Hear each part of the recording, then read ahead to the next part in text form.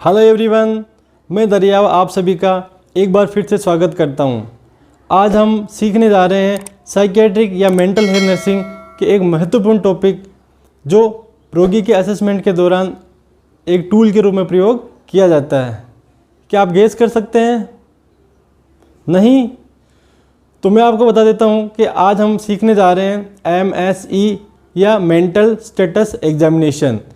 आज की इस वीडियो में हम जानेंगे कि मेंटल स्टेटस एग्जामिनेशन क्या होता है, कौन से साइकेट्रिस्ट थे जिनके नॉलेज को, जिनके कंसेप्ट को यूज़ करके ये मेंटल स्टेटस एग्जामिनेशन डेवलप किया गया।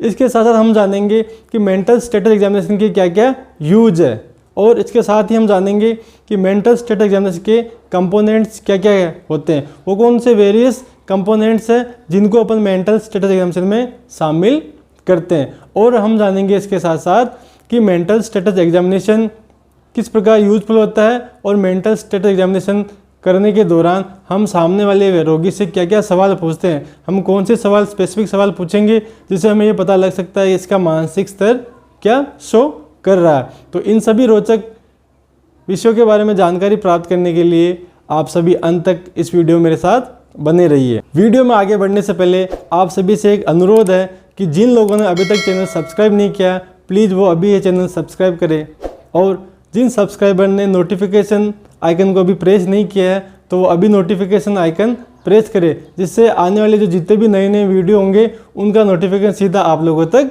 पहुंच सके। तो आइए आज कुछ नया सीखते हैं। आज का टॉपिक बड़ा जरूर हो सकता है, लेकिन आप अंत तक मेरे साथ बने रहिए क्योंकि ये बड़ा इंपॉर्टेंट और थोड़ा डिफिकल्ट टॉपिक है। तो सबसे पहले शुरुआत करते हैं इंट्रोडक्शन से। MSc derived from an approach to psychiatry known as descriptive psychopathology, which developed from the work of the philosopher and psychiatrist Carl Jaspers। MSc या मेंटल स्टेटस एग्जामिनेशन का जो कंसेप्ट है वो डेस्क्रिप्टिव साइकोपैथोलॉजी से लिया गया है, जिसके जनक या जिसके को विकसित करने वाले थे कार्ल जेस्पर्स। तो हम कह सकते हैं कि कार्ल जेस्पर्स का जो नॉलेज है उसका यूटिलाइज करते हुए MSc को डेवलप किया गया था। नेक्स्ट देखते हैं definition. The mental status examination is a structured assessment of the patients behaviour and cognitive functioning. Mental status examination में प्रमुख रूप से किसी रोगी का बिहेवियर और उसकी कॉग्निटिव फंक्शन को असेस किया जाता है। It includes descriptions of the patient's appearance and general behavior, level of consciousness, attentiveness, motor and speech activity, mood and affect, thought and perception, attitude and insight, the reaction evoked in the examiners, and finally higher cognitive abilities. तो हम प्रमुख रूप से MSc के अंतर्गत क्या क्या देखते हैं। नंबर 1, पेशेंट की जनरल अपीयरेंस दिखता कैसा है, उसका बिहेवियर कैसा है, उसका कॉन्शियसनेस का स्तर क्या है, उसकी अटेंशन किस प्रकार की है, उसकी मोटर और स्पीच की एक्टिविटी कैसी है, उसका मूड और अफेक्ट या इमोशनल रिएक्शन किस प्रकार के हैं, उसके थॉट क्या है, उसकी परसेप्शन या अवबोधन कैसा है, उसका एटीट्यूड, उसकी इंसाइट इत्यादि को हम, और उसके हायर कॉग्निटिव फंक्शंस को हम असेसमेंट करते हैं। तो कंप्लीटली मेंटल स्टेटस एग्जामिनेशन में उसकी जो मानसिक सभी प्रकार की गतिविधियां, साइकोलॉजिकल एस्पेक्ट है, उन सबको हम असेस करते हैं। आज का टॉपिक एक शब्द आया परिभाषा में, कॉग्निटिव। तो कॉग्निटिव का मतलब क्या होता है? मेंटल एक्शन और process of acquiring knowledge and understanding through thought, experience and senses. हमारे सेंसेज के थ्रू, थॉट के द्वारा हम जो सीखते हैं वो कॉग्निटिव फंक्शंस कहलाते हैं, जिसमें थिंकिंग, रीजनिंग इत्यादि आती है। तो ये सभी चीज़ें इसमें डिस्टर्ब हो जाती है। नेक्स्ट देखते हैं purpose of mental status examination. Number 1, to assess the current mental capacity through evaluation of general appearance, behaviour and unusual or bizarre beliefs and perceptions such as delusion, hallucination and mood and all aspect of cognition। तो सबसे पहला उद्देश्य है कि mental status examination के द्वारा हम patient की मेंटल कैपेसिटी को एवेल्यूएट करते हैं, जैसे कि उसकी जनरल बिहेवियर हो गया, उसकी अपीयरेंस हो गई, कुछ विचित्र प्रकार के व्यवहार वो शो कर रहा है जैसे कि डेल्यूजन है, हेलुसिनेशन है, और मूड और अन्य प्रकार के कॉग्निटिव फंक्शन जैसे कि अटेंशन है, ओरिएंटेशन है, मेमोरी है इत्यादि को हम असेस करते हैं। दूसरा पर्पज है differentiating between A variety of systematic conditions. अन्य प्रकार के सिस्टम से रिलेटेड जो डिफरेंशिएशन या जो अलग प्रकार की प्रॉब्लम्स होती है उनको, जो न्यूरोलॉजिकल और साइकेट्रिक डिसऑर्डर से रिलेटेड हो सकती है उनको, जैसे कि डिलेरियम है, डिमेंशिया है, या बाइपोलर डिसऑर्डर है, सिजोफ्रेनिया इत्यादि, इन सब चीज़ों को अपन असेस करने के लिए मेंटल स्टेटस एग्जामिनेशन करते हैं। Next, importance of MSc। It help to evaluate quantitatively and qualitatively a range of mental function and behavior at a specific point in time। MSc के द्वारा हम मेंटल फंक्शंस और behaviour को एक साथ assess करते हैं। नंबर दूसरी इंपॉर्टेंस है, it provide important information for diagnosis and assessment of disorders, course and response to treatment. MSC के द्वारा हम पेशेंट के डायग्नोसिस से रिलेटेड जानकारी ले सकते हैं, इसके साथ साथ उसके ट्रीटमेंट के प्रति उसका रेस्पॉन्स कैसा है इसको अपन असेस कर सकते हैं। नेक्स्ट है components of MSC. There are 6 major components of the MSC. MSC या मेंटल स्टेटस एग्जामिनेशन में प्रमुख रूप से 6 चीज़ों को अपन असेस करते हैं। The mnemonic to remember the components of MSC is GST MPC. अब इन 6 चीज़ों को अपन याद कैसे रखें, उसके लिए एक सूत्र है जीएसटी एमपीसी। इन 6 लेटर्स के थ्रू अपन याद रख सकते हैं। G for general appearance and behaviour, S for speech, T for thought process, M for mood, P for perception and C for cognitive function. तो G S T M P C के द्वारा इन 6 अपन components को याद कर सकते हैं। तो आइए देखते हैं सबसे पहले number 1 general appearance and behaviour और जीएबी। तो अपीयरेंस में अपन क्या देखते हैं, various aspect such as the appearance of a patient including apparent age, height, weight and manner of dress and grooming. Patient अपने को दिखने में कैसा लग रहा है, उसकी एज क्या दिख रही है, हाइट क्या है, वेट क्या है, कितना हो सकता है, पतला या मोटा है, और उसका ड्रेस पहनने का सेंस क्या है, वो ग्रूमिंग किस प्रकार का, बहुत सज धज के रहता है या बहुत गंदा रहता है, किस प्रकार वो दिखता है। नंबर 2 कलरफुल और बिजारे clothing might suggest mania. It is very important. अगर कोई पेशेंट बहुत तड़क भड़क वाले कपड़े पहनता है, बहुत विचित्र प्रकार के कपड़े पहनता है, तो इसका मतलब है मेनिया का पेशेंट हो सकता है। While uncombed dirty cloth might suggest schizophrenia and depression. जबकि जो गंदे या बिल्कुल फटे टूटे फटे कपड़े पहनता है तो सिजोफ्रेनिया और डिप्रेशन की ओर संकेत करता है। If the patient appears much older than his और her chronological age, this can suggest chronic poor self care और इल हेल्थ। अगर पेशेंट अपनी आयु से बहुत ज़्यादा अधिक उम्र का दिख रहा है, बुढ़ा दिख रहा है, तो उसकी हेल्थ केयर प्रॉपर नहीं है या उसकी इल हेल्थ है। Next clothing and accessories of a particular subculture, body modification और clothing not typical of patient's gender might give clues to personality disorders. ऐसे व्यक्ति जो किसी विशेष प्रकार के कल्चर को के कपड़े पहन के रखता है, जैसे कोई आदिवासी ड्रेस हमेशा पहन के रखता है, या बॉडी में इस प्रकार के कुछ अलग प्रकार की चीज़ें उसने अडॉप्ट कर रखी है एसेसरीज के रूप में, या अगर पेशेंट उसके जो जेंडर है उस प्रकार के कपड़े नहीं पहनता, मेल फीमेल के पहनती है, फीमेल मेल के कपड़े पहनता है, तो इसका मतलब ये पर्सनालिटी डिसऑर्डर की तरफ इंगित करता है। अपीयरेंस में आगे देखते हैं। Observations of physical appearance might include the physical features of alcoholism और drug abuse such as signs of malnutrition, nicotine stains, dental erosion and rash around the mouth from inhalant abuse or needle tracks from the intravenous drugs। इसके अलावा appearance में हम देखते हैं कि patient drug abuse तो नहीं कर रहा है, इसके अलावा माल न्यूट्रिशन है या नहीं है, कोई तंबाकू ले रहा है तो उसके कपड़ों पे, शरीर पे निकोटिन्स के तंबाकू के दाग लगे हुए रहते हैं। इसी प्रकार डेंटल इरोजन्स हुआ रखता है, जो गुटके खाते हैं तंबाकू उनके दांतों से हमें पता लग जाता है। इसके अलावा अगर कोई इनहेलेंट अब्यूज़ कर रहा है, सूंघ के ले रहा है, तो मुंह के आसपास के रेस छोटे छोटे दाने बन जाते हैं। इसके अलावा जो आईवी जो ड्रग्स लेते हैं उनमें नीडल के ट्रैक्स देखे जा सकते हैं कि वेन में उसे नीडल प्रिक करी के ड्रग्स लेने के लिए। तो ये सब चीज़ें अपन अपने में देखते हैं। नेक्स्ट देखते हैं observations can also include any odour which might suggest poor personal hygiene due to extreme self neglect और एल्कोहल इंटॉक्सिकेशन। पेशेंट की हाइजीन पुअर है तो उसके शरीर से विशेष प्रकार की बदबू आ सकती है। इसके अलावा जो एल्कोहल का सेवन कर रहे हैं उनमें भी दुर्गंध आ सकती है, ये हम अपीयरेंस में नोट करते हैं। नेक्स्ट देखते हैं weight loss could also signify A depressive disorder, physical illness, anorexia nervous और क्रोनिक एंजाइटी। ऐसे पेशेंट जो डिप्रेशन के रोगी होते हैं, ऐसे पेशेंट जो फिजिकल जिनकी इलनेस ठीक होती है, स्वास्थ्य ठीक नहीं रहता है, एनोरेक्सिया नर्वोसा के जो रोगी होते हैं, जो क्रोनिक रूप से एंजाइटी से घिरे रहते हैं, उनकी फिजिकल हेल्थ पुअर होती है। दूसरा एस्पेक्ट देखते हैं attitude also known as rapport और cooperation which refers to the patient's approach to interview process and quality of information obtain during the assessment. It may be good और poor. ये पड़ेगा मतलब कि हम जो बातचीत करते हैं तो उसमें पेशेंट कितना हमें कोऑपरेट कर रहा है, हम इंटरव्यूज का ले रहे हैं, एमएससी कर रहे हैं, उस दौरान हमें क्या कितनी जानकारी वो दे रही है, उसका रेपर्ट या एटीट्यूड कहलाता है। अब जनरल अपीयरेंस और बिहेवियर का तीसरा भाग है behaviour. Abnormality of behavior, also called abnormality of activity, include observations of specific abnormal movement as well as more general observations of the patient's level of activity and arousal and observations of the patient's eye contact and gait। तो behaviour में अपन क्या देखते हैं कि patient की कोई abnormal movement कर रहा है बॉडी की, उसका आई कांटेक्ट कैसा हमारी तरफ वो देख रहा है नहीं देख रहा है, उसकी नज़रें हमारी तरफ मिल रही है या नहीं मिल रही, उसका जो खड़े होने का जो अंदाज है गेट और किस प्रकार का होता है। Various abnormal movement example choreiform athetoid और choreo athetoid movement indicate a neurological disorder. Choreiform movement क्या होती है? एक प्रकार की जर्की मूवमेंट होती है जिससे मसल कोऑर्डिनेशन नहीं रहता। इसी प्रकार एथिटोइड क्या होती है? इन्वॉल्वेंट्री मूवमेंट ऑफ लिम्ब, फेस और नेक एंड टंग। इसी प्रकार कोरियो एथिटोइड मूवमेंट क्या? Involuntary movement through the body. तो कुल मिला के ये तीनों प्रकार के जो मसल डिसऑर्डर होते हैं जिसमें इनवॉलेंट्री मूवमेंट और जिस होती है मसल्स में, जिससे कि बॉडी में कोऑर्डिनेशन नहीं रह पाता, ये न्यूरोलॉजिकल डिसऑर्डर को शो करते हैं। ए ट्रीमर और डिस्टोनिया में इंडिकेट ए न्यूरोलॉजिकल कंडीशन और the side effect of antipsychotic medication. इसी प्रकार अगर पेशेंट में ट्रीमर्स आ रहे हैं, बार बार मसल्स में ट्रीमर आ रहे हैं, मसल संकुचन हो रही है, डिस्टोनिया हो रहा है, तो ये एंटीसाइकोटिक ड्रग्स का साइड इफेक्ट हो सकता है। द पेशेंट में हैव टिक्स। टिक्स क्या होते हैं? इनवॉलेंट्री मूवमेंट और वोकलाइजेशन। अपन बार बार आंखें टिमटिमाते रहते हैं, बार बार कंधे को फड़फड़ाते रहते हैं, या बार बार अपन गले में कुछ अटका हुआ उसको साफ करने की कोशिश करते हैं, जबकि वैसा होता नहीं है कुछ भी। तो ये सब क्या कहलाते हैं? टिक्स डिसऑर्डर में आते हैं। जो एक प्रकार के जो टोरेट सिंड्रोम होता है, जो टिक्स जिसमें टिक्स आते हैं, उसके ये सिम्टम्स हो सकते हैं। बिहेवियर में आगे देखते हैं। There are a range of abnormality of movement which are typical of catatonia such as echopraxia, cataplexy, waxy flexibility and paratonia. तो केटाटोनिया क्या है? Abnormality of movement and behaviour. Patient की मूवमेंट से रिलेटेड अबनॉर्मलिटी केटाटोनिया कहलाती है। इसी प्रकार echopraxia क्या है? Involuntary imitation of movement of another person. सामने का जो आदमी उसके सामने होता रोगी के वो जैसा करता है उसकी नकल उतारना इकोप्रेक्सिया कहलाता है। नेक्स्ट है cataplexy, sudden muscular weakness that occurs while a person is awake.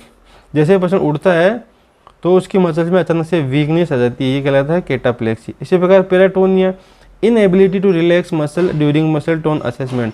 जब हम पेशेंट का मसल टोन असेसमेंट कर रहे होते हैं तो पेशेंट अपने मसल्स को रिलैक्स नहीं करता, उनमें एक प्रकार का कॉन्ट्रैक्शन रहता है, वो पेराटोनिया कहलाती है। तो इस प्रकार ये मसल से जो अबनॉर्मलिटी है वो इसमें अपन असेस करेंगे। नेक्स्ट है स्टीरियोटाइप्स। स्टीरियोटाइप्स क्या होते हैं? Repetitive purposeless movement such as rocking और हेड बैंगिंग। स्टीरियोटाइप में पेशेंट क्या करता है? रिपीटेडली बिना मतलब के मूवमेंट करता रहता है, जैसे कि वो एक प्रकार से डांस की पोजीशन में उछलता रहता है या हेड को वो चारों तरफ घुमाता रहता है, ये क्या रहता है? स्टीरियोटाइप। जैसे अपन स्टीरियो होती है, टेप होती है, उसमें जो जो गाना रिकॉर्डेड होता है वही बजता रहता है, वैसे ही पेशेंट दिन भर वही मूवमेंट बार बार करता रहता है। फिर है mannerism, repetitive abnormal movement such as gesture और अबनॉर्मल गेट। इसी प्रकार मैनरिज्म में पेशेंट असामान्य चेहरे के हाव भाव प्रकट करता है लगातार सेम, या अबनॉर्मली जो पोजीशन बना के बॉडी की वो खड़ा रहता है। It may B feature of chronic schizophrenia और ऑटिज्म। तो ये जो स्टीरियोटाइप्स और मैनरिज्म ये शिजोफ्रेनिया और ऑटिज्म की ओर इशारा करते हैं।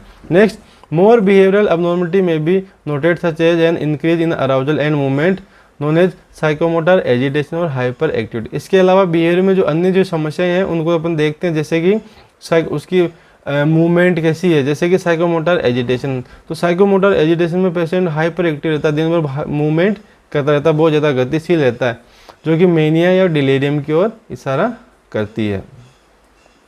नेक्स्ट बिहेवियर में देखते हैं an inability to sit still might represent अकेथीसिया।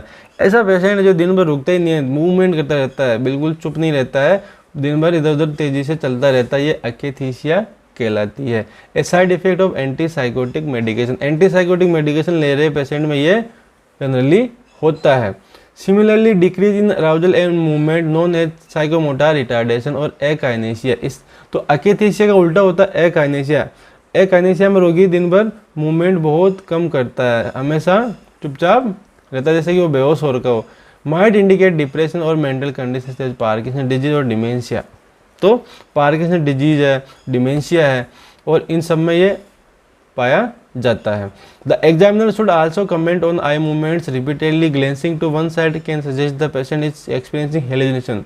Patient की एमएससी के दौरान आई मूवमेंट को देखने का बहुत इंपॉर्टेंट पार्ट होता है। ऐसे रोगी जो लगातार एक ही चीज़ पे घूर के देखते रहते हैं, इसका मतलब उनको कुछ ना कुछ हेलुसिनेशन हो रहा है, उनको कोई चीज़ दिखाई दे रही है जो एक्सटर्नल एनवायरनमेंट में नहीं है। And the quality of eye contact which can provide clues to the patient's emotional stated.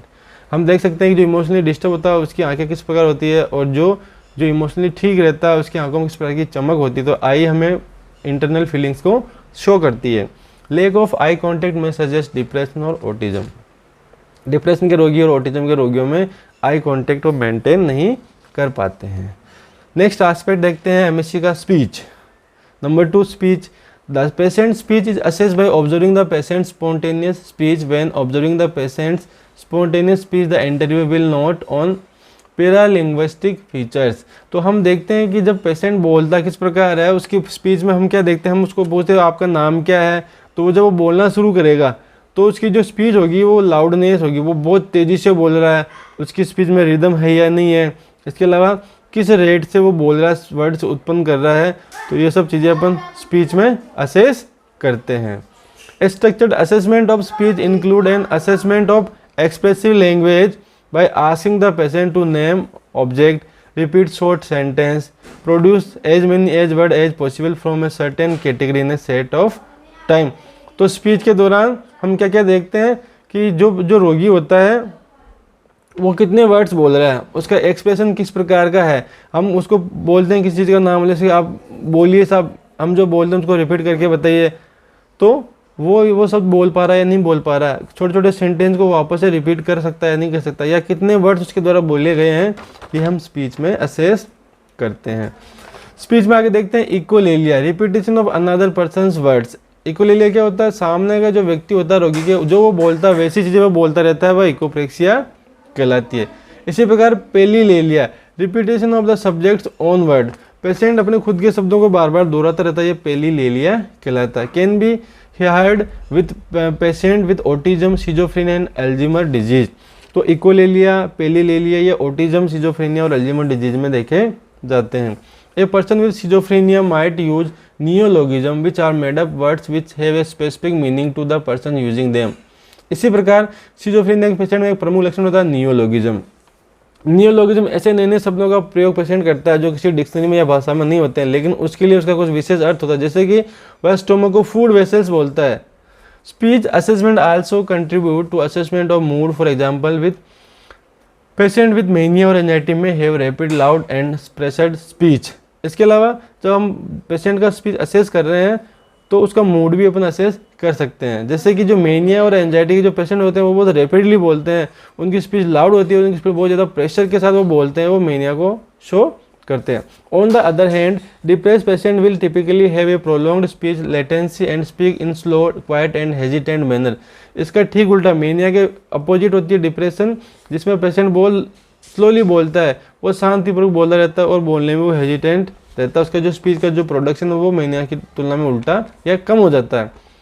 आगे देखते हैं third, thought process. Thought process in the MSC refers to the quantity, tempo and form.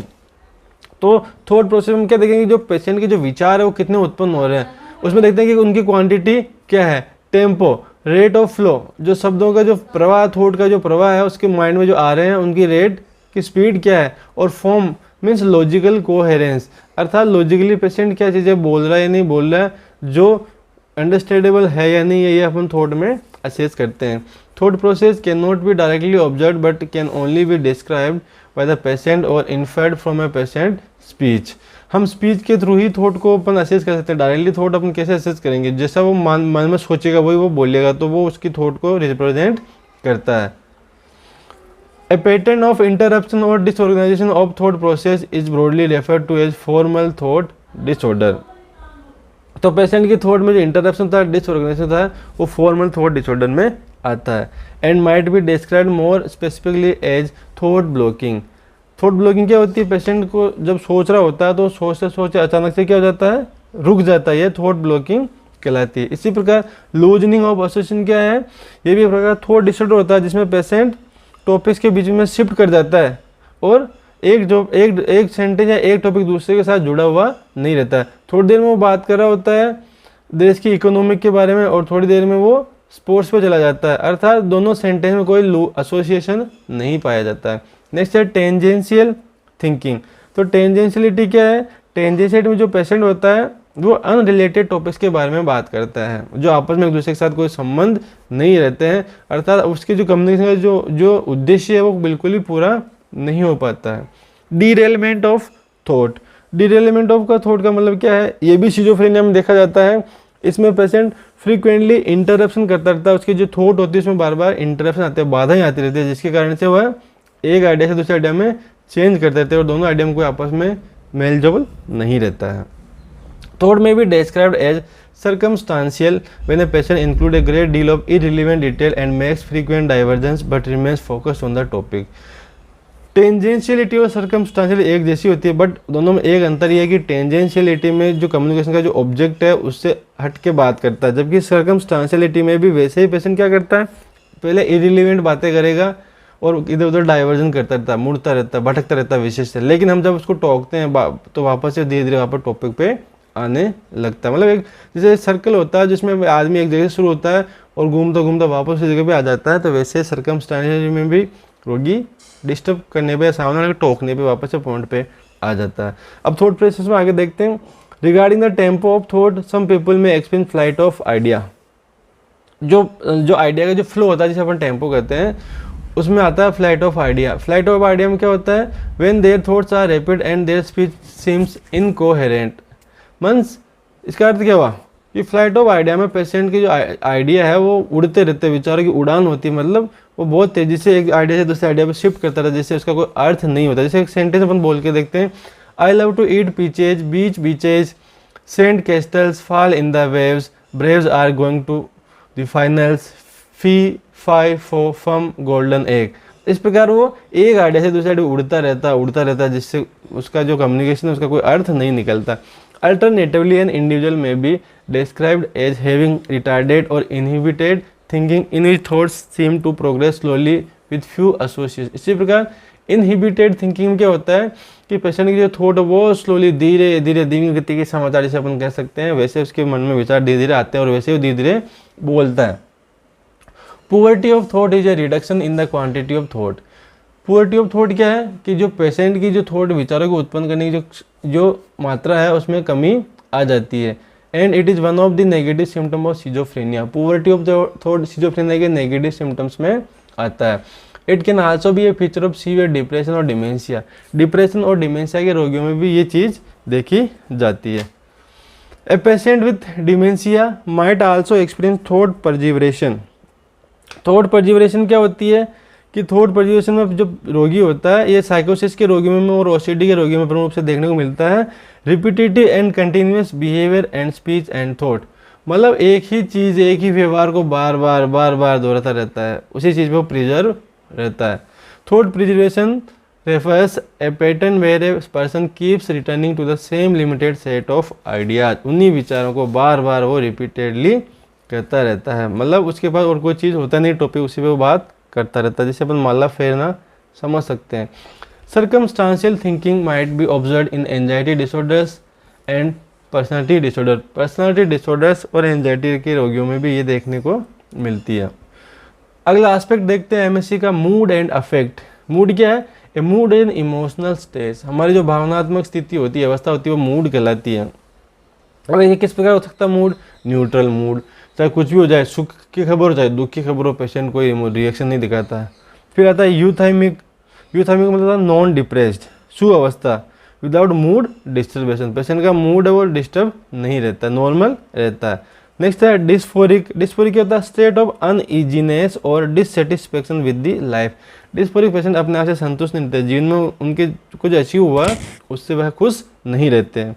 फिर है euphoric, intense excitement और happiness. Euphoria के patient बहुत ज़्यादा उत्तेजना में रहते हैं, बहुत ज़्यादा प्रसन्नता में रहते हैं, जबकि ऐसा उनके साथ कुछ हुआ नहीं है, फिर भी वो अत्यधिक खुश रहते हैं।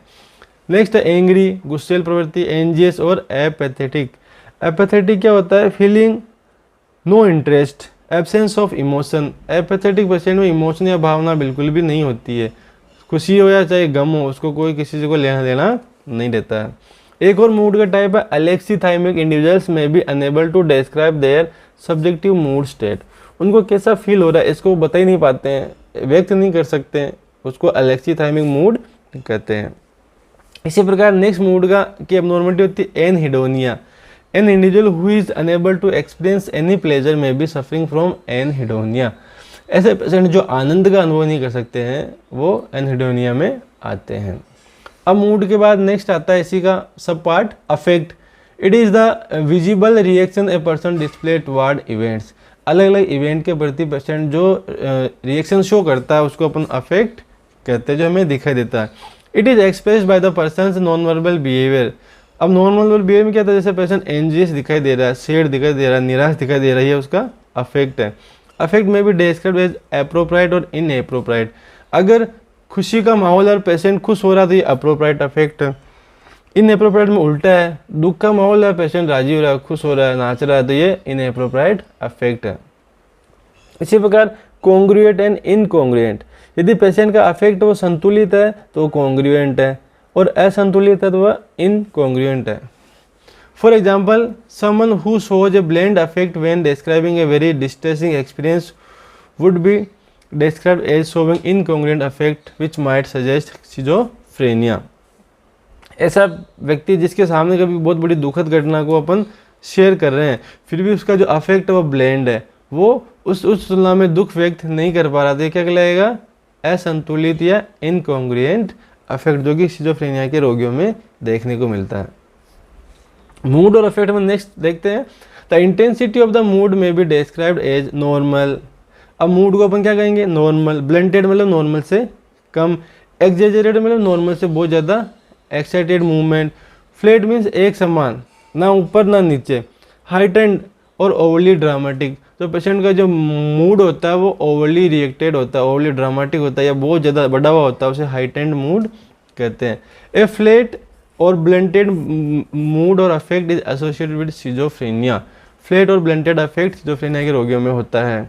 इसी प्रकार डिप्रेशन में होता है और पोस्ट ट्रॉमेटिक स्ट्रेस डिसऑर्डर में, ये PTSD में ये देखने को मिलता है। Heightened affect might suggest mania. Mania के रोगियों में जो अफेक्ट होता है वो बहुत ज़्यादा बढ़ा हुआ रहता है। एन ओवरली ड्रामेटिक और exaggerated affect might suggest certain personality disorder. Personality disorder में भी जो मूड होता है वो अत्यधिक इंक्रीज रहता है पेशेंट का। Mobility refers to the extent to which affect changes during the interview. Interview के दौरान पेशेंट का जो मूड होता है वो कितना नॉर्मल से आगे बढ़ता है, उसमें ऊपर नीचे अप डाउन कितने आते हैं, वो मोबिलिटी कहलाती है। अफेक्ट में भी describe as fixed, mobile, immobile, constricted, restricted और लेबल। तो अगर अफेक्ट एक जैसा है तो फिक्स कहलाएगा। मोबाइल में बार बार परिवर्तन होता रहता है, मूवमेंट हो रही है तो वो मोबाइल कहलाएगा। इमोबाइल मतलब उसमें परिवर्तन नहीं हो रहा।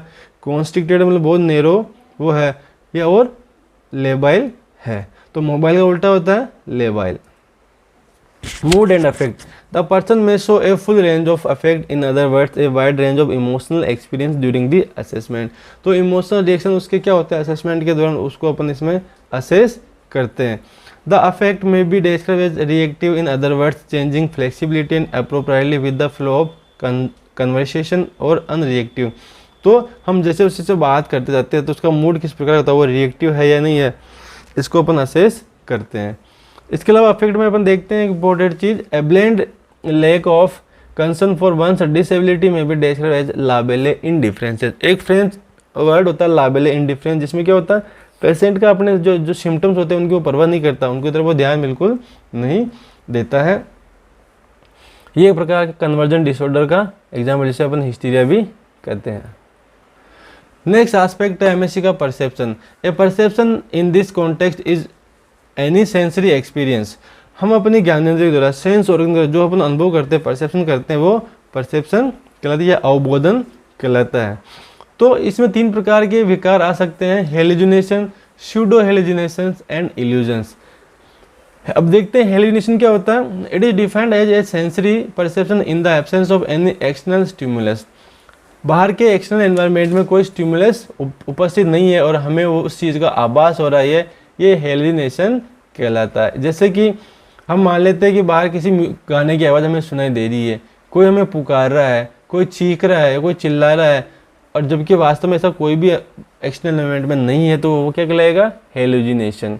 इसी प्रकार illusion is defined as false sensory perception in the presence of an external stimulus. अभी उल्टा है, इल्यूजन भी एक प्रकार का सेंसरी परसेप्शन का डिसऑर्डर है, बट इसमें क्या होता है, ये फॉल्स सेंसरी परसेप्शन है। इसमें कोई ना कोई वस्तु एनवायरनमेंट में होती है, लेकिन जो होती है उसे उल्टा दिखती है। जैसे कि एक रस्सी पड़ी हुई हमें सांप दिखाई दे रही, तो ये क्या है, इल्यूजन, जबकि हेलुसिनेशन में कुछ भी उपस्थित नहीं होता है। नेक्स्ट देखते हैं स्यूडो हेलुसिनेशन। ये क्या होता है, इट इज एन इंटरनल और subjective space. For example, voices in my head and is regarded as akin to fantasy. ये कोई एक कल्पना होती है जिसमें वास्तविकता में कुछ होता नहीं है। जैसे एक पेशेंट को लगता है कि मेरे जो मस्तिष्क है उसमें आवाज़ें भरी हुई है, वो आवाज़ें आ रही है, वो कानों से नहीं सुन रहा, वो मस्तिष्क से सुन रहा है। इसका मतलब क्या है, सूडो हेलुसिनेशन। वो सेंस ऑर्गन का इसमें यूज नहीं कर रहा होता। Other sensory abnormalities include A distortion of the patient sense of time, for example डेजा view. डेजा view क्या होता है, हमें ऐसा लगता है कि कोई चीज़ जो घटित पहली बार हुई है और हमें ये फील हो रहा है कि वो पहले भी हो चुकी है, तो ये अनुभव क्या कहलाता है, deja vu. Feeling of having already experienced the present situation, अर्थात हमें जो अभी जो घटना हमारे सामने हो रही है या जैसा जो टाइम पे हो रहा है वो ऐसा लग रहा है जैसे पहले कभी हुआ, लेकिन ऐसा नहीं होता है। Distortion of sense of self या डीपर्सनलाइजेशन, खुद के बारे में जो हमारी जो सेंस है वही डिस्टर्ब हो जाती है। डी रियलाइजेशन, रियलिटी का अनुभव नहीं कर पाना। Hallucinations can occur in of any of the 5 senses. Auditory means कान में जो होगा हेलुसिनेशन, आवाज़ें फाल सुनाई देगी। विजुअल्स, आंखों से हमें कुछ चीज़ दिखाई देगी जो है नहीं है। इसके अलावा टेक्टाइल्स, कुछ भी चीज़ स्पर्श नहीं कर रही है, उसको लग रहा है कि चींटियाँ दौड़ रही है कि या मकोड़े शरीर पे दौड़ रहे हैं। ऑल फैक्ट्री, गंध के द्वारा, बाहर से कोई दुर्गंध आ रही है, सुगंध आ रही है जो है उपस्थित नहीं होती है। इसके अलावा गैस्ट्रेटरी और टेस्ट से रिलेटेड, कुछ भी चीज़ टेस्ट होती है जो वास्तव में उसकी जीभ पर होती नहीं है। नेक्स्ट है परसेप्शन। तो परसेप्शन का नेक्स्ट पार्ट देखते हैं। Auditory hallucinations are typical of साइकोसिस। ऑडिटरी हेलुसिनेशन साइकोसिस के रोगियों में देखे जाते हैं। Third person hallucination voices talking about the patient, patient की ऐसी आवाज़ें सुनाई देती है जो उसके बारे में बात करी होती है, उसको थर्ड पर्सन हेलुसिनेशन कहते हैं, जो साइकोसिस में होता है। And hearing one's thought spoken aloud are among the Schneiderian first rank symptom indicative of schizophrenia. अगर पेशेंट को खुद के द्वारा जो विचार माइंड में आ रहे हैं वही उसको सुनाई देने लगते हैं, वो जैसा सोचता है वैसे कानों में उसकी आवाज़ आती है, ये सिजोफ्रेनिया का एक सिम्टम्स होता है। Whereas second person hallucination, ये क्या होता है, voices talking to the patient, ऐसी आवाज़ें जो पेशेंट को सीधा संबोधित करके बात करती है वो सेकेंड पर्सन हेलुसिनेशन कहलाते हैं। जैसे कि थ्रेटनिंग, इंसल्टिंग और telling them to commit suicide, उसको धमकियाँ दे रही है कि मैं तुझे मार दूंगा, किसी आवाज़ आ रही है, उसको इंसल्ट कर रहा है, वो कोई बोल रहा है, या वो कह रहा है समझ ला कि तू सुसाइड कर ले, तेरा जीना बेकार है। तो इस प्रकार का जो हेलुसिनेशन होता है वो सेकंड पर्सन हेलुसिनेशन कहलाता है। ये साइकोटिक डिप्रेशन और सिजोफ्रेनिया में देखा जाता है। Visual hallucination are generally suggestive of organic condition such as epilepsy, drug intoxication और ड्रग विड्रॉल। इसी प्रकार जो विजुअल आई से रिलेटेड जो हेलुसिनेशन होते हैं वो एपिलेप्सी के रोगियों में, जो ड्रग्स का जो इंटॉक्सिकेशन करते हैं, ड्रग्स ले रहे हैं उनमें, या जो ड्रग्स के विड्रॉल जिन्होंने ड्रग्स लेना अचानक छोड़ दिया है उनमें देखा जाता है।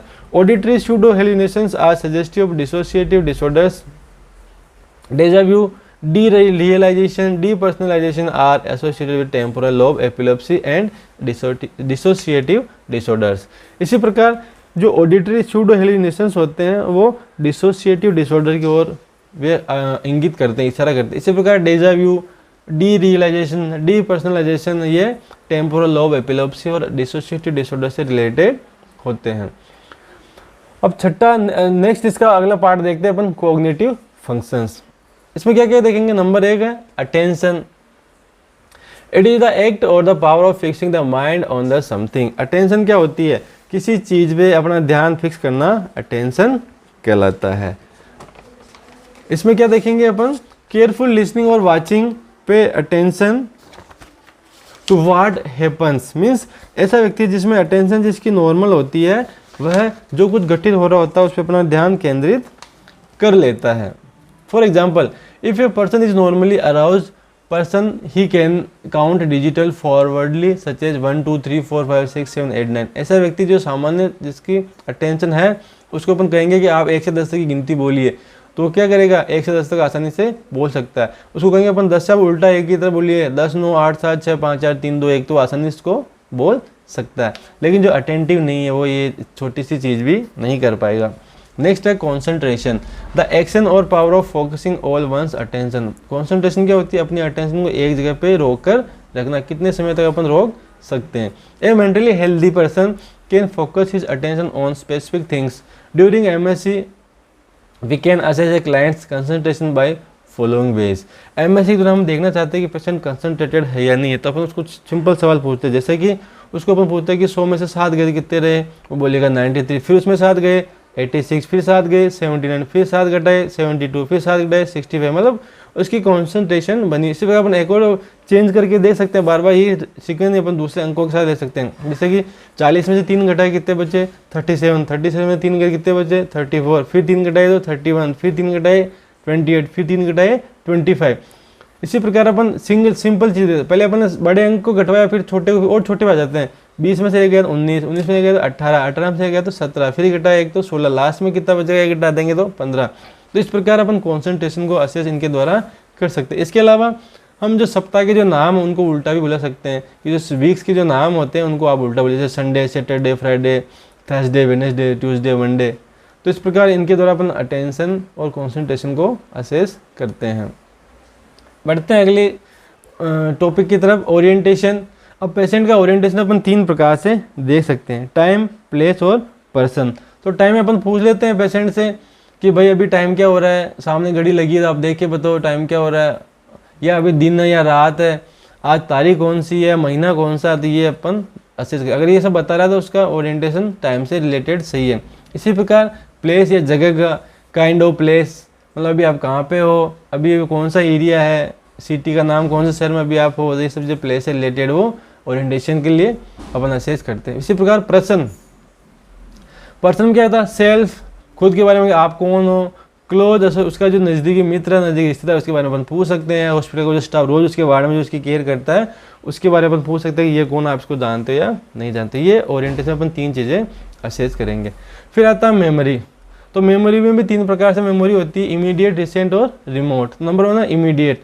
तो इमीडिएट मेमोरी क्या होती है, अभी की जो रिसेंटली जो चीज़ें घटित हुई है उनको अपन उससे पूछ सकते हैं। जैसे अपन कह सकते हैं कि आप गाय, भैंस, बकरी को दोहरा सकते हो, तो जो छोटे छोटे 3 वर्ड अभी हमने बोले वो तुरंत बोल पा रहा है, गाय, बकरी, भैंस। इसका मतलब उसका क्या है, ओरिएंटेशन, सॉरी, इसकी मेमोरी इमीडिएट इंटैक्ट है, इम्पेयर्ड नहीं है। इसी प्रकार रिसेंट मेमोरी अपन क्या देखेंगे, recent happening, example last meal, visitors. जैसे कि अपन उससे पूछते हैं अभी दोपहर का समय हो रहा मान लीजिए, तो उससे कहेंगे आपने सुबह नाश्ते में क्या खाया, वो बता देगा कि मैंने ये नाश्ते में लिया था। अभी आपसे कहेंगे कि अभी कि आपसे थोड़ी देर पहले मिलके कौन गया था सुबह के टाइम में, वो बता देगा ये लोग आए थे। ये रिसेंट मेमोरी है। अगर ऐसा कर रहा है तो इंटेक्ट है, नहीं कर रहा तो इम्पेयर्ड है। फिर है रिमोट। रिमोट जो दूर की यादें होती है, जैसे कि पर्सनल इवेंट, उसकी शादी की सालगिरह, उसका डेट ऑफ बर्थ हो सकता है, ये दूर की चीज़ें अपन उससे पूछ सकते हैं। इसके अलावा इलनेस रिलेटेड इवेंट्स, कि प्रथम बार आपके सिम्टम्स कब आए थे, या उससे उसके घर की कोई दूसरी घटना जो पुराने समय में हुई थी उनके बारे में पूछ सकते। तो इन पुरानी चीज़ों के बारे में अगर वो बता रहा है तो उसकी रिमोट मेमोरी इंटेक्ट है, और नहीं बता रहा तो उसकी इम्पेयर्ड है। फिर बढ़ते हैं जजमेंट की ओर। Judgement refers to the patient capacity to make sound, reasoned and responsible decisions. किसी भी व्यक्ति के जजमेंट क्या होता है कि एक परिस्थिति के अनुसार उसकी कैपेसिटी होती है कि वो एक अच्छा, तर्कयुक्त और रेस्पॉन्सिबल डिसीजन ले सके। One should frame judgement to the functions और domains that are normal versus impaired. Judgement normal हो सकता है या इम्पेयर्ड हो सकता है, जैसे अपन पुअर जजमेंट भी कर सकते हैं। MSc include the use of hypothetical questions such as what would you do if you found a stamped, addressed envelope lying in the street। अब जजमेंट के लिए एक स्टैंडर्ड एक सवाल अपन पूछते हैं रोगी से कि मान लीजिए आप रोड पे जा रहे हैं, ऐसा एक लिफाफा मिला जिसमें सी लगी हुई है, एड्रेस लिखा हुआ, तो आप क्या करोगे। तो एक सामान्य व्यक्ति क्या कहेगा कि मैं उसको पोस्ट ऑफिस के बॉक्स में डाल दूंगा, जिससे कि वो उसका जिसका लिफाफा है उसको वो मिल जाएगा। अगर इस प्रकार रोगी जवाब देता है तो उसका जजमेंट क्या है, इंटेक्ट है या नॉर्मल जजमेंट है, जैसे अपन कहते हैं साउंड जजमेंट है। Impaired judgement is not specific to any diagnosis, it may be a prominent feature of disorder affecting the frontal lobe of the brain. Judgement अगर किसी का डिस्टर्ब है तो ये किसी पर्टिकुलर डिजीज को नहीं शो करता, ये फ्रंटल लोब को अफेक्ट, या फ्रंटल लोब अगर अफेक्टेड है तो हमारा जजमेंट पुअर हो जाता है। इसी प्रकार if a person judgement is impaired due to mental illness, there might be implication of person safety और द सिक्योरिटी।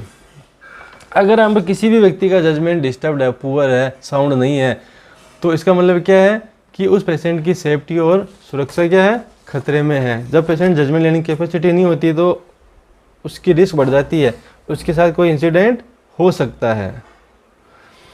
तो जजमेंट में अपन क्या क्या देखते हैं, it can be assessed in the various aspect. Number 1 personal, sense of personal capability और worth and planning of future. उसकी फ्यूचर प्लानिंग क्या है, उसकी कैपेसिटी क्या है, आगे भविष्य में वो क्या करना चाहता है, ये हम उसमें असेस कर सकते हैं। Social sense of what is socially and culturally acceptable, समाज में जो चीज़ें ज़रूरी है नहीं है, कल्चरली वो सही है या नहीं है, इनके बारे में अपन सवाल पूछ के उसके सोशल जजमेंट को असेस कर सकते हैं। तीसरा टेस्ट, टेस्ट में क्या करते हैं, prediction of one's own decision behaviour in imaginary situation, उससे अपन कल्पना करवाते हैं कि मान लीजिए कि अगर आप भारत के रक्षा मंत्री होते तो आप इस समय क्या कर रहे होते, या भारत के आप प्रधानमंत्री होते तो आप क्या करते। तो इस प्रकार की काल्पनिक सिस्टम उसको रखते हैं, उसको डालते हैं और उससे पूछते हैं कि आप उस समय क्या डिसीजन लेते हैं। तो इस प्रकार जजमेंट गुड, एवरेज और पुअर में अपन डिवाइड कर सकते हैं। नेक्स्ट है कॉग्निटिव फंक्शन में इंसाइट। इंसाइट क्या होती है, the person's understanding of his और her mental illness is evaluated by exploring his और her explanatory account of the problem and understanding the treatment option. हमारी अंतर्दृष्टि, हमारी जो बीमारी है उसके बारे में हमें पता रहता है, उसके लिए क्या क्या ऑप्शन हो सकते ट्रीटमेंट, उसका हमें पता रहता है, ये इंसाइट कहलाती है। Insight can be said to have 3 components. Number 1 recognition, means one has a mental illness. अगर हमें ये पता है कि हमें बीमारी है, मैं मानसिक रोगी हूँ, तो ये मेरी रिकॉग्निशन इंसाइट की प्रेजेंट। दूसरी कंप्लायंस विथ ट्रीटमेंट, जो ट्रीटमेंट हमें दिया जा रहा है उसके बारे में हमें जो समझाया जा रहा है उसको अपन फॉलो कर रहे हैं, मतलब हमारे इंसाइट में कंप्लायंस उपस्थित है। तीसरा है relabel unusual mental event such as delusion, hallucination. कभी कभी अपने को लगा कि डिल्यूजन हो रहा है, हमें फॉल्स थॉट आ रहे हैं, ये हेलिनेशन हो रहा है, हमें कुछ आवाज़ें सुनाई दे रही है, और अपन बता सकते हैं हाँ मुझे कभी कभी आवाज़ें सुनाई देती है, मीन्स अपने साथ होने वाली ऐसी घटना को वापस से बता सकते हैं, ये रिलेबल में आता है। तो इंसाइट को अपन रिकॉग्निशन, कंप्लायंस और रिलेबल 3 चीज़ों के द्वारा समझ सकते हैं। Impaired insight is characteristics of साइकोसिस एंड डिमेंशिया। साइकोसिस के रोगियों में और डिमेंशिया के रोगियों में इंसाइट प्रेजेंट नहीं होती है। An important consideration in the treatment planning and assessing the capacity to consent to the treatment. अगर हम जब ट्रीटमेंट दे रहे होते हैं तो अगर पेशेंट में इंसाइट प्रेजेंट नहीं है तो उसका कंसेंट अपन उससे नहीं लेंगे, उसके जो भी रिलेटिव है, जो एडल्ट है उसके साथ जो कंपेनी ने उससे अपन कंसेंट लेंगे। जिन लोगों में इंसाइट नहीं होती है उनका कंसेंट अपन उनके द्वारा नहीं लेते क्योंकि उनको कुछ पता नहीं होता है। During MSc it can be assessed by following way. Number 1 awareness of abnormal behaviour. Patient के साथ अबनॉर्मल बिहेवियर हो रहा है उसके प्रति वो अवेयर है या नहीं है। इसी प्रकार एट्रीब्यूशन टू द फिजिकल कोज, कि उसकी बीमारी के कारण से क्या क्या फिजिकल कारण भी या दूसरे अन्य प्रकार के रोग उसमें हो रहे हैं, इसका उसको पता है या नहीं है। Willingness to take treatment, patient treatment लेना चाहता या नहीं लेना चाहता। रिकॉग्निशन ऑफ पर्सनल रिस्पॉन्सिबिलिटी, व्यक्ति अपनी व्यक्तिगत जिम्मेदारियां समझ रहा है या नहीं समझ रहा। इस प्रकार जो इंसाइट होती है वो ग्रेड 1 से लेकर ग्रेड 6 होती है।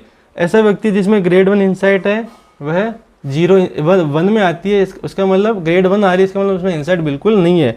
इंसाइट ग्रेड 1 का मतलब क्या होता है, कंप्लीट डिनाइल ऑफ इलनेस, वो अपनी बीमारी को स्वीकार नहीं करता है। Grade 2 slight aware of being sick and needing help but denying it at the same time. Grade 2 वाला क्या करता है, उसमें थोड़ी सी अवेयरनेस होती है, वो एक्सेप्ट तो करता है कि वो बीमार है, उसको आवश्यकता है किसी और की, लेकिन उसकी हेल्प नहीं लेता बिल्कुल भी। ग्रेड 3 में क्या होता है, awareness of being sick but blaming it on other.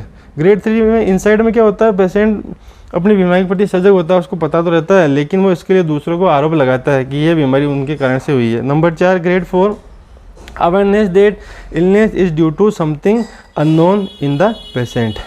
Patient को अवेयर रहता है, उसको पता रहता है कि वो बीमार था लेकिन वो उसका कारण किसी अज्ञात चीज़ों को बताता रहता है। नंबर 5 इंटेलेक्चुअल इंसाइट और नंबर 6 ट्रू और इमोशनल इंसाइट। तो ग्रेड 6 इंसाइट में पेशेंट को इमोशनली पता होता है कि वह मेंटली इल है। इस प्रकार 6 भागों में अपन ग्रेड इंसाइट की ग्रेड को बता सकते हैं। तो ग्रेड 1 वाले में बिल्कुल इंसाइट नहीं होती है और ग्रेड 6 वाले में फुल इंसाइट हो सकती है। तो इस प्रकार अपन मेंटल स्टेट एग्जामिनेशन के जो 6 कंपोनेंट्स है, general appearance and behaviour, attitude and affect, speech, thought, perception और कोग्निटिव जो फंक्शन होते हैं, इनके द्वारा अपन इनको आसानी से पेशेंट की जो मानसिक स्थिति क्या उसको अपन असेस कर सकते हैं। तो जीएसटी, एम्पैथी, इन 6 कंपोनेंट्स के थ्रू हम मेंटल स्टेट एग्जामिनेशन करते हैं। आज हमने जाना कि मेंटल स्टेटस एग्जामिनेशन क्या होता है, कौन से साइकियाट्रिस्ट थे जिन्होंने मेंटल स्टेटस एग्जामिनेशन में उनके नॉलेज को यूज़ करके ये डेवलप किया गया, और मेंटल स्टेटस एग्जामिनेशन के क्या क्या यूज़ होते हैं, किन किन चीज़ों में मेंटल स्टेटस एग्जामिनेशन यूज में लिया जाता है। इसके साथ साथ हमने जाना कि मेंटल स्टेटस एग्जामिनेशन में वो कौन से इंपॉर्टेंट कंपोनेंट्स होते हैं जो एमएससी के दौरान शामिल किए जाते हैं, और मेंटल स्टेटस एग्जामिनेशन किस प्रकार हमारे असेसमेंट में एक इम्पोर्टेंट यूज़फुल टूल होता है, और मेंटल स्टेटस एग्जामिनेशन का पता लगाने के लिए कौन कौन से स्पेसिफिक सवाल होते हैं जो हम सामने वाले से पूछ रहे हैं, और उन सवालों के द्वारा हम वो स्पेसिफिक जानकारी प्राप्त कर रहे हैं। आज का ये वीडियो आपको कैसा लगा मुझे कमेंट करके ज़रूर बताइए। इस टॉपिक से रिलेटेड कोई सवाल है, कोई डाउट्स है तो नीचे कमेंट बॉक्स में ज़रूर लिखें, और यदि आपको लगता है कि ये वीडियो अन्य लोगों के लिए हेल्पफुल हो सकता है या आपके फैमिली मेम्बर्स के लिए हेल्पफुल हो सकता है तो प्लीज़ इस वीडियो का लिंक उन लोगों तक ज़रूर शेयर करें जिससे उनको भी इस टॉपिक के बारे में जानकारी मिल सके। धन्यवाद।